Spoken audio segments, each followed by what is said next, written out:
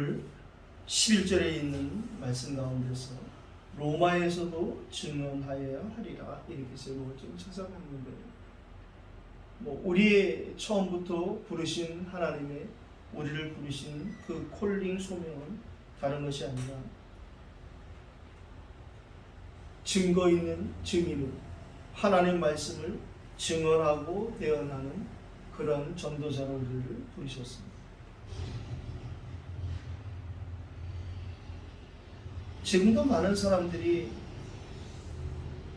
기독교를 종교 중에 하나로 생각하고 착각하는 사람들도 많습니다. 교회를 다니면서 심지어 중직자가 되고 죄종이 되어서도 그렇게 생각하는 사람들이 허다합니다. 마치 마태복음 16장에 예수 그리스도를 그리스도로 모르고 그냥 엘리야나 세례 요한이나 선자 중에 하나 정도로 아는 그런 사람들 지금도 교회 안에 허다하죠. 오늘 하나님 우리에게 진짜 특별한 은총과 은혜 위에 은혜를 주셔서 성경 66권 전체가 무엇을 말하는지를 우리에게 깨닫게 해주셨어요. 성경 66권을 기록한 수많은 그 성경을 기록한 자들의 마음에 감동을 주시고 그들에게 영감을 불어넣으셔서 기록되게 하신 성경 66권, 사도 요한이 요한복음 20장 31절에 말씀하신 것처럼 오직 이것을 기록하면 너희로 예수께서 하나님의 아들 그리스도이심을 믿게 하려 합니다. 또한 그의 이름을 힘입어 생명을 얻게 하려면 하신 그 말씀이 우리에게 오늘 성취되었습니다. 그래서 여전히 우리에게 문제가 남아있고 여전히 우리에게 이러저러한 일을 만나더라도 이전과 달라지는 문제를 바라보고 그 문제를 향한 하나님의 계획을 살피는 사람이 되었다는 거죠. 그래서 매일매일 우리가 구원을 이루어가시는 성령의 인도하시는 성화의 은총 속에서 우리가 계속 치유되죠. 나 같은 문제를 만나서 해결받지 못하는 사람들에게 내가 이 문제를 통해서 해답을 얻고 치유되고 회복된 것을 가지고 그들에게 증언할 수 있는 전도자로 우리를 세워가시고 계시는 것입니다. 우리는 지난주에 여호와의 하나님이라는 그런 결론의 부분을 가지고 이 사도행전 22장을 마무리했습니다. 복음을 선포하고 우리가 기도하면 반드시 영적인 일이 일어나는데 어떤 응답이 일어나느냐? 여리고성에 예수님께 지나가시던 말을 듣고 기도하고 기다리던 바디메오가 예수님을 향해 외쳤을 때의 첫 번째 오는 그런 응답 같은 응답입니다. 시끄럽다 잠잠아. 우리는 보통 복음이 정리가 안 되어 있으면 그것을 가지고 응답이라고 생각하고만 낙심하고 만단 말이죠. 그건 진짜 응답이 아니기 때문에 바디메오는 절대 거기 속지 않았어요. 예수님의 옷자락만 잡아도 자기의 혈류병이 나을 것 같다라는 그리스도에 대한 정확한 믿음이 있었던 그 여인은 옷자락만 잡았어요. 도무지 예수님께 가까이 갈 수 없다고 생각한 그 중풍병자 걸린 친구들은 지붕을 뜯어내리고 그 친구를 침상을 예수님께 달아내렸어요. 오늘 우리가 이 예배를 통해서 하나님이 우리를 구원하신 것은 예배자의 축복으로 부르셨다는 사실이며 우리의 기도자의 축복을 주셨고 전도자의 권세를 주셨다라는 이 부분이 분명히 우리에게 오늘도 확신되어진 예배가 되기를 예수 그리스도의 이름으로 축원합니다. 다 끝냈다는데 왜 나는 안 끝났냐는 거예요. 그게 사실이거든요. 그 다 안 끝난 내 문제를 끝내러 오신 분이 그리스도라는 사실. 그래서 우리가 정말 예수 그리스도를 믿는 것과 아는 일이 하나가 되어지는 그 일이 우리가 예배자로 살아가는 축복이고 1년 52주 예배드리는 이유가 바로 거기에 있는 것입니다. 그러니까 주님 옆에 가는 그날까지 우리는 예수 그리스도를 알아가는 그 일에 은혜 받는 일에 우리는 승리해야 될 것입니다. 복음에 반응하는 현장의 당연을 보고 우리가 놀랄 일도 없고 문제 보고 놀라는 사람은 나중에 응답 보고도 놀라거든요. 그런 사람들이 응답받고 교만해지잖아요. 필연적인 아가보의 예언이 성취되는 것도 봤어요. 당연히 은사 받은 사람들의 그런 은사가, 예언의 은사를 받은 아가보의 그 예언의 은사가 성취되었던 것처럼 또 성취되었어요. 그러나 진짜 전도사는 그 뒤를 봐야 됩니다. 우리가 지금 이 사도행전 22장, 23장을 통해서 이 바울이 성령 인도 받는 부분이 우리의 성령 인도 받는 부분이 되길 바랍니다. 한계 있는 성령의 인도가 아니라 그 한계를 넘어서는 초월의 하나님의 인도를 우리가 받아야 되는 것이죠. 그 지금 우리가 세 가지 초월이라는 메시지를 이미 정리했잖아요. 보좌의 능력과 배경이 보좌의 축복으로 우리에게 지금 주어지고 있는데, 그것은 시공간을 초월해 주어진다는 거예요. 그것은 예수 그리스도의 십자가의 죽으심과 부활 이후에 나타난 성령의 강림 사건 이유가 아니면 안 되어지는 것이죠.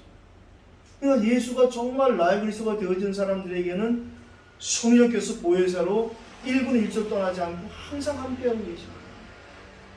그래서 우리가 기도할 때마다 그 성령께서 기도형이 되어 주셨어. 우리가 진짜 답답해서 기도할 수 없는 상황에 그래도 그때 그분이 우리를 위해 친히 간구하신다라는 그 응답을 우리가 확인할 수 있는 것이 바로 문제 만났을 때입니다. 로마 시민간주로 미리 예배하신 하나님의 절대 계획처럼 저와 여러분에게 예배하신 것이 있어요. 사실은 다 예배하셨거든요. 다 이루었다 이 말은, 다 끝났다 이 말은 다 준비해놨다는 거예요. 그런데도 불구하고 우리가 그것을 체험하지 못하는 것은 자꾸 문제를 만나면 문제 속으로 들어가 버려야 되는데 그렇지 못한단 말이죠. 제가 늘 습관처럼 여러 번 말하지만 풀숲 속에 들어갈 일이 있으면 풀숲에 들어가야 되거든요. 사자굴에 들어갈 일이라면 사자굴에 들어가야 되는데 우리가 상대적인 것에 익숙해 살아왔기 때문에 창세기 3장에 태어났고 그 생활에 살아왔기 때문에 그 체질이 남아있기 때문에 문제를 만나면 절대적인 이 하나님 바라보는 우리가 갑자기 또 상대적인 것으로 돌아오게 된단 말이죠.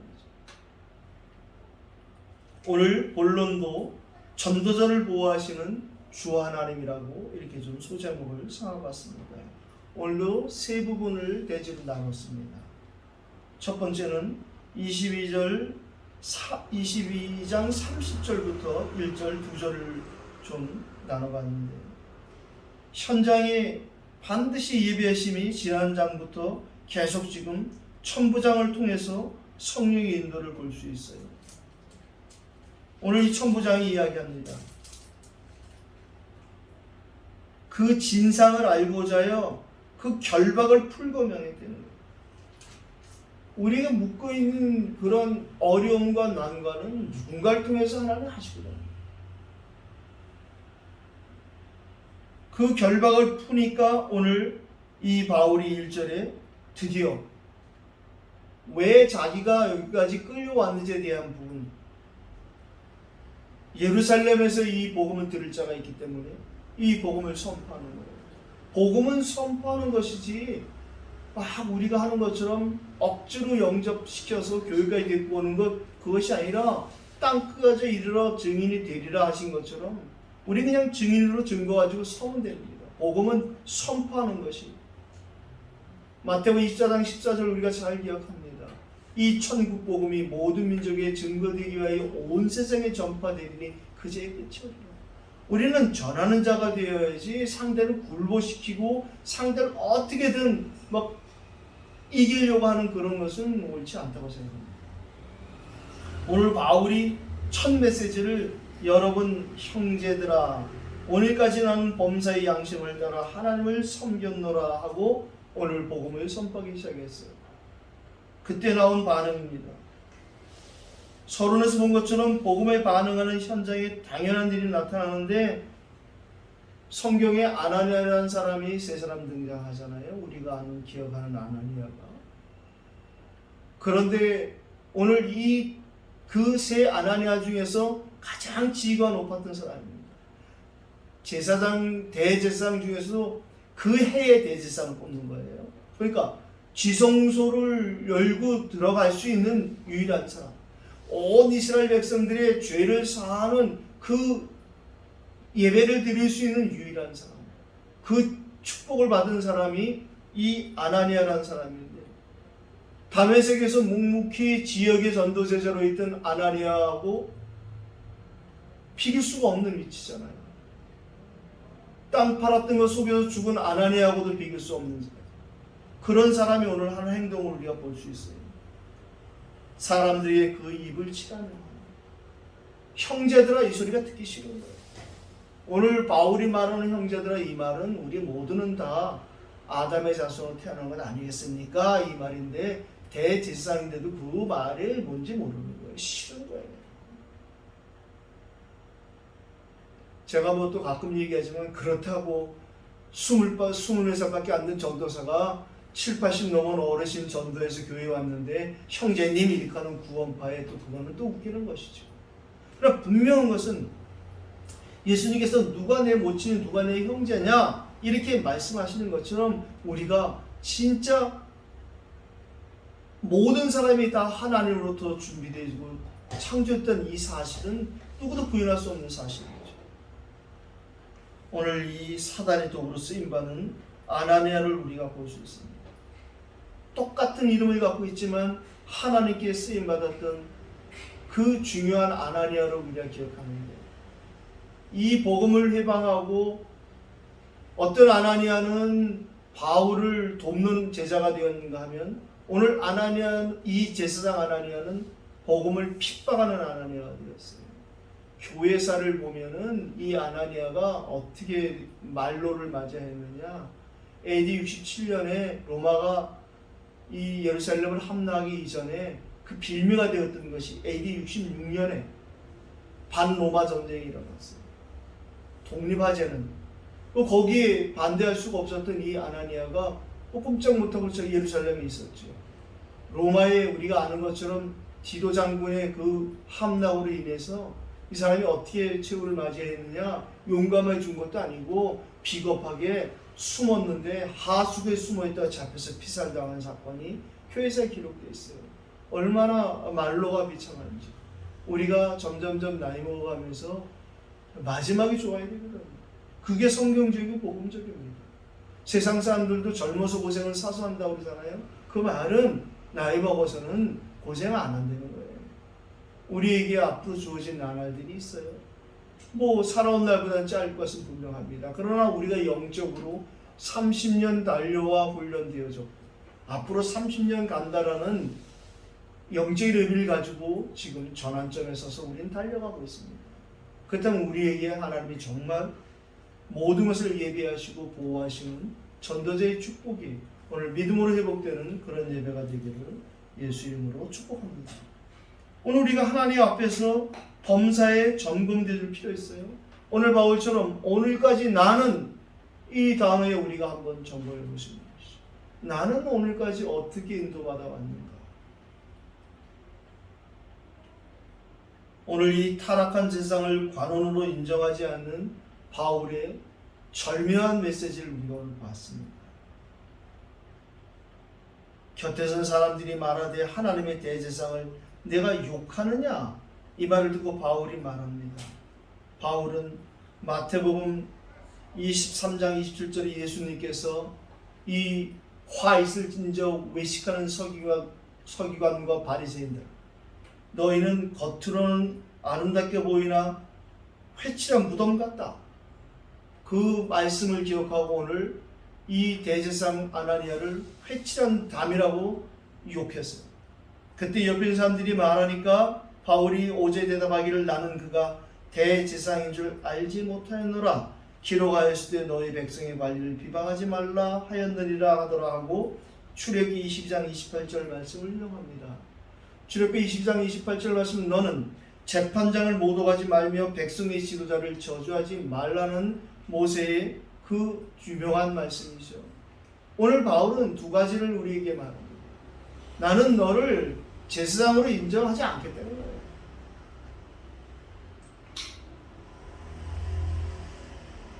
오늘 누가 이 백성의 지도자겠느냐는 거예요.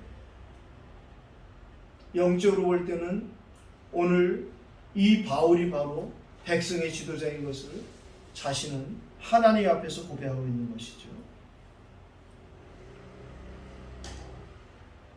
두 번째, 6절로 8절도 우리가 보았는데요.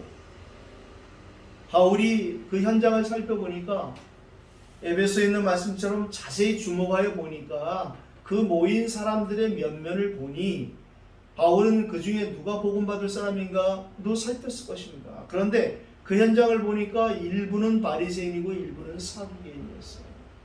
사두개인은 다윗 시대의 대제사장이었던 사독의 후손들임에도 불구하고 이 후대에 대한 언약의 바탕이 제대로 이어지지 않으니까 오늘 본문에 있는 것처럼 그들은 영적인 부분을 다 무시하는 거예요. 부활도 없고 영도 없고 천사도 없다고 하는 그런 사두개인들. 그래서 늘상 바리새인들과 대립되어지던 자신들의 출신이 대제사장 출신이었다라는 그거 가지고 믿고 사는 사람들, 이 사두개인. 그러나 또 하나, 지금 우리가 바리새파라는 이걸 갖고 사는 바리새인들, 그 현장을 보고 오늘 바울이 또 메시지를 합니다. 여러분 형제들아, 나는 바리새인. 이번에는 형제들아 이 말을 할 때에는 바리새인을 향한 말이었겠죠. 또 바리새인의 아들이라 죽은 자의 소망 곧 부활로 말미암아 내가 신문을 합니다. 여러분들이 믿는 그 부활로 인해서 내가 신문을 받으니 이게 틀린 거 아니겠느냐라는 그 말을 한즉 바리새인과 사두개인 사이에 다툼이 생겨서 우리가 나눠졌다는 거예요. 오늘 사두개인의 현장을 향한 부활 메시지를 선포합니다. 바리새인을 향한 부활의 그 메시지에 부활의 첫 열매가 된 그리스도를 향한 메시지이며 부활을 부인하는 사두개인을 향한 그 부활의 메시지고 또 누군가가 여기에 있을 이 복음을 들을 사람을 향한 천부장일 수도 있고 그의 부활일 수도 있을 것입니다. 또는 누군가 무명의 사람이 있을 수도 있어요. 오늘 바울은 그들을 향해서 부활의 그리스도, 죽은 자의 소망 곧 부활로 말미암아 내가 신문을 받노라 말은 하지만 사실은 산 자의 소망 대신 부활의 주 그리스도를 선포하고자 하는 바울의 외침을 들을 수 있었습니다. 그리스도 없는 바리새인과 사두개인의 같은 점은 그리스도 모르고 그리스도 인정 안 하는 것입니다. 그러니까 이들이 다른 점은 각자 교리에 빠져 있는 거예요. 결국에는 그리스도가 정리가 안 되어 있으면 자기의 경험, 체험, 각 교단의 교파의 교리에 빠질 수밖에 없는 것을 우리가 지금 보고 있잖아요. 부활 메시지 선포의 반응도 실제로 나타납니다. 결국에는 그렇게 같이 바울을 잡아 죽이려 모였던 이들이 그 작은 교리 교파에 나눠집니다.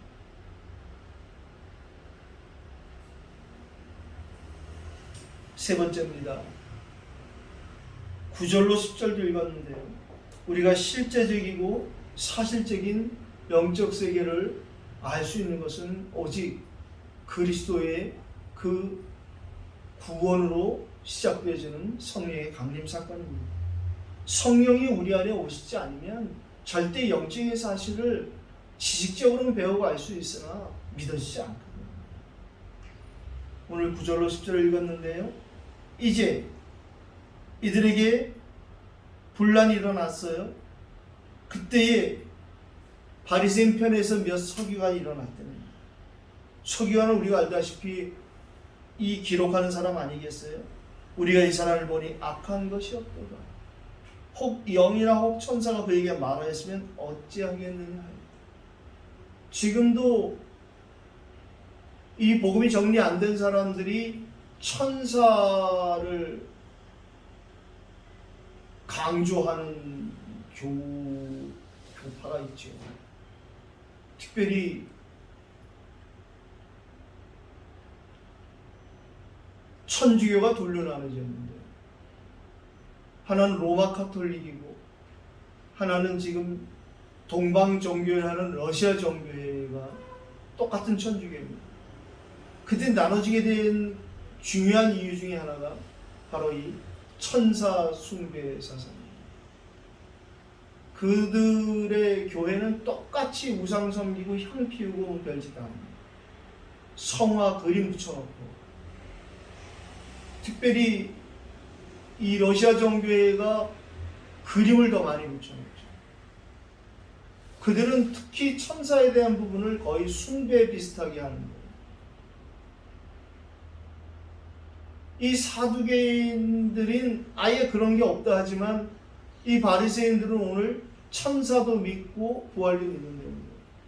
그리스도의 부활이 없는 부활을 믿는다는 것이 그게 부활이겠단 말이죠. 그리스도 모르는 여호와가 있겠단 말이에요. 그리스도 모르는 여호와가 지금의 여호와 증인들 아니겠습니까? 이 바리새인들이 구약 성경에서 하나님 말씀하시는 것 중요한 것은 다 빼놓고 자기들 취향대로 붙잡은 거예요. 그래가지고 오늘 그 중에 서기관들이 말하기를 혹시나 우리의 신앙은 혹시나가 아니거든요. 우리의 신앙은 사실적이고 또 실제적인 것이 되어야 됩니다.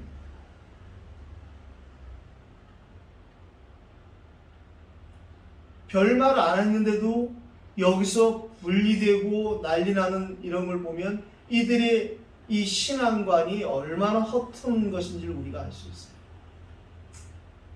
그리스도의 복음으로 무장된 이 시대의 영적인 군사로 부름받은 저와 여러분, 어떤 상황 속에서도 흔들리지 않는 그리스도의 터에 서 있음을 확인하는 예배가 되길 바랍니다. 또다시 전도자를 보호하는 천부장께서 오늘 이 10절 상반절에 큰 분쟁이 생기니 천부장은 바울이 그들에게 찢겨질까 하여 군인을 명하여 내려가 무리 가운데서 빼앗아 가지고 왔대요. 이미 위험에 처해서 군인들이 빼앗지 않으면 안 되는 공경에 처해 있지만 성령께서 어떻게 역사하셨느냐? 이 천부장을 통해서. 저는 이 천부장에게 굉장히 바울을 통해서 하나님이 영향을 주었을 것이라고 생각합니다. 이야, 이 사람이 나는 돈을 많이 대서 로마 시민권자였는데 나면서부터 시민권자요. 시민권자임에도 불구하고 이러저러한 모든 것을 다 희생과 핍박을 감수하고 이렇게 오는 이유가 무엇일까? 아마 이 메시지를 가장 귀 기울여 들었던 사람이 천부장이 아닐까 생각합니다.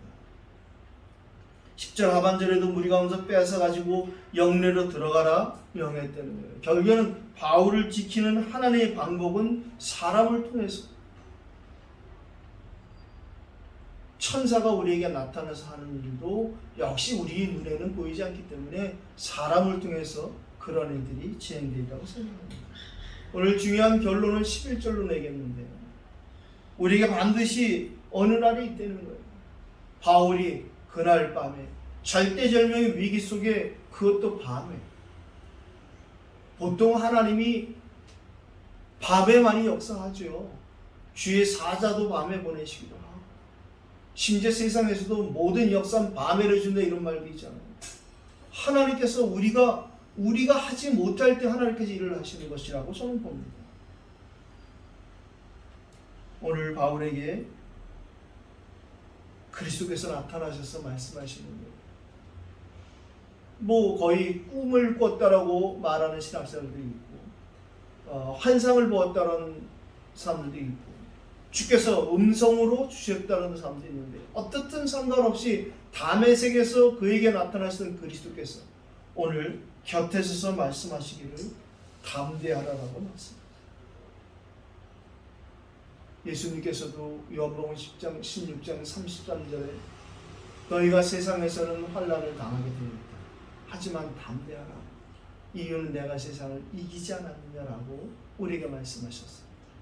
여호수아가 모세가 죽은 후에 자신에게 그 지도자 역할을 맡겼을 때 근심하고 걱정하고 있을 때도 하나님께서 말씀하시기를 강하고 담대하라, 두려워하지 말라라고 말씀하셨습니다. 신명기 31장 6절에도 모세를 통해서 가나안을 앞에 두고 두려워하고 있는 이스라엘 사람들이 역시 너희는 강하고 담대하라, 두려워하지 말라, 그들 앞에서 떨지 말라. 이는 내 하나님 여호와 그가 너와 함께 하시며 결코 너를 떠나지 아니하시며 버리지 아니하실 것이다. 모세에게 주신 말씀이나 여호수아에게 주신 말씀이나 예수님이 제자들에게 하신 말씀이나 오늘 이 바울이 하신 말씀이나 모든 말씀을 우리에게 문제와 환난, 공경 속에서 담대라는 말씀을 하십니다. 시편 31편 24절에도 여호와를 바란다면 너희들은 강하고 담대할 수 있다. 진짜 여호와가 다윗에게만 목자였겠냐 말이죠. 여호와가 다윗에게만 도피처고 피난처고 산성임이 요새였겠냐는 말이죠. 오늘 바울은 절대적인 위기 속에서 드디어 예수 그리스도의 그 공로로 말미암아 회복되어진 여호와의 모든 것을 체험할 수 있는 기회가 왔어요. 그때에 그 믿음 가진 바울에게 말합니다. 내가 예루살렘에서 나이를 증언한 것 같이 지금같이 문제 속에서도 환경 속에도 상관없이 먼저 그러나 그의 의를 구하는 방향을 낮췄다면 너에게 로마에서도 이런 일이 일어날 것이다. 그 시대의 최고의 강대국이며 최고의 문화의 도시, 모든의 중심지인 로마. 복음은 어디에나 필요하다는 것이죠. 우리에게 오늘 나의 로마가 회복되시길 바랍니다.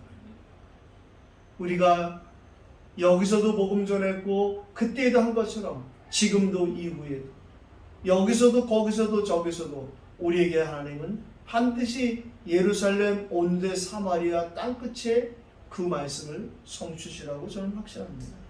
오늘 지난주에 우리가 주께서 내게 말씀하시던 제목으로 말씀을 받았는데 오늘은 로마에서도 증언하여야 하리라는 이런 말씀을 받았습니다. 우리에게 오늘 시공간을 초월하는 그 기도 속에 있는 사람들의 응답이 저와 여러분의 것이 되어서 우리 남은 삶이 진짜 남은 자의 축복이 되어지고 주님 앞에 가는 그날까지 진짜 복음해가지고 현장을 순례하는 순례자의 축복, 모든 세상을 다 이기고 정복하신 그 그리스도와 동행하는 정복자의 축복으로 승리하는 새로운 전환점이 되시기를 예수 그리스도의 이름으로 축복합니다. 기도하십시다. 오늘 말씀 붙잡고 같이 한번 기도하겠습니다. 하나님 아버지 감사합니다.